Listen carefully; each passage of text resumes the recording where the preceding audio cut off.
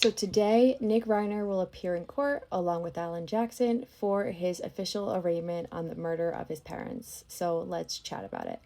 Hi, my name is Stephanie, criminal defense attorney, specifically public defender, and I, like many of you, have been watching this case unfold relatively slowly since the beginning of all of it happening. So let's just chat about what the arraignment is. So for those of you who don't know what an arraignment is, it's basically when the individual pleads not guilty or guilty. Here he will plead not guilty.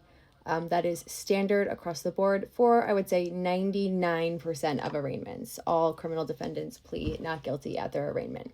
Now, what's interesting here is that there are also caveats for not guilty pleas, right? You can enter a not guilty plea by reason of mental disease or defect, not guilty by reason of insanity. And some people have speculated that that's what will happen for Mr. Reiner, right? Because it's been speculated that he's suffered from some type of mental health issue or mental health crisis. I don't know if that will happen today. I doubt that it will. I think it will simply just be a not guilty plea. And the reason for that is because in order to sort of assert one of those defenses, you have to have medical documentation to prove it.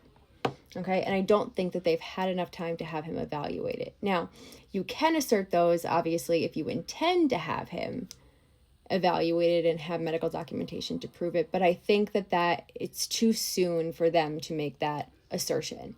They can always down the line go and change the plea to one of those, but I think Alan Jackson is too smart to do that at this point. I think it would be better to slow play it and just outright do not guilty and then have him evaluate it slowly, have him evaluated by the right people, have him evaluated by the right doctors, and make sure that it's done correctly. And then obviously the prosecution will have an opportunity to have him evaluated as well by their own doctors. So this is going to be a very slow process.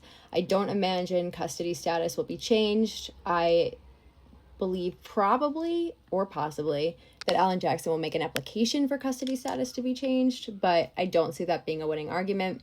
I could see Alan Jackson asking that he be transferred to a hospital where he can receive the proper care that he needs to receive, but I don't know if the judge will grant that, but I could see him presenting some sort of documentation that that's what he needs at this time.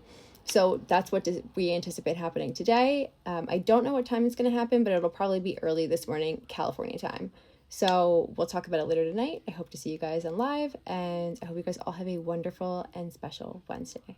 Love you all. Bye.